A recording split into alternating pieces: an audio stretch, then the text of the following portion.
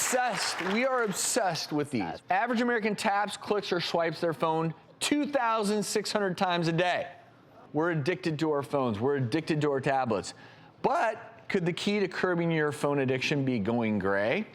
An ex-Google employee suggests simply changing your phone display to grayscale so it can help you to fight the urge to constantly check it. And it's pretty easy to do. You just go to your settings, you go to general, you go into accessibility, display accommodations, turn on the color filters, and boom, you got grayscale.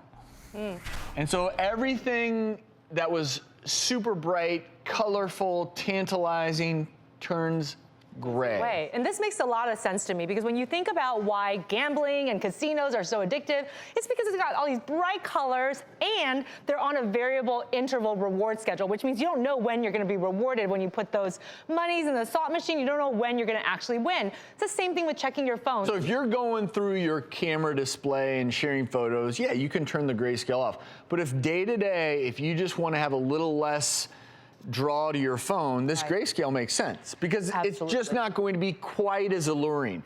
It's still going to be there for you if you got to check your mail, your text messages, your Twitter feed, but it's not going to constantly blaring out these bright red colors and oh my gosh, what is that I see? Getting you to press something, and I think that's really important, and it could probably be supplemented with certain other structures you could put in, like I'm just going to take a 2-hour phone break. See how hard that is. This doesn't sound like a long time, but the average time, if we're starting to click through 2,000 to 3,000 times a day, I mean, 2 hours, if you can just stay away from your phone just a couple of hours at a time, it's a great idea. I mean, you recommend that, don't you? We all need a break from all that constant input. Like, just give it a break. Absolutely. People get anxious when they're away from their phones. They're worried when they don't have their phone next to them. We go to dinner and people have their phone right next to them, next to their plate and next to their fork and knife.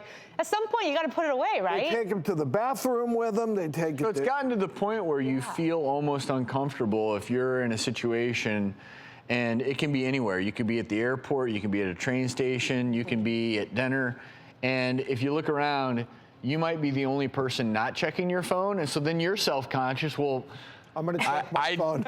Sorry, but no one texted me. must not be very popular. Right. But now more performance anxiety, more issues. Well, wait. Let me act like someone texted me. Pretend to text somebody. I have so many friends there that are following. I've faked me on the phone before. What? You're in a situation where, you're somewhere and everyone is, and you're just standing there, and you're trying to figure out maybe an exit strategy. Hello. Yep. Oh my God, he just left us, I think. That's called the Houdini. That's how you get out of any situation. Anyway, when do you know you need to cut back a little bit?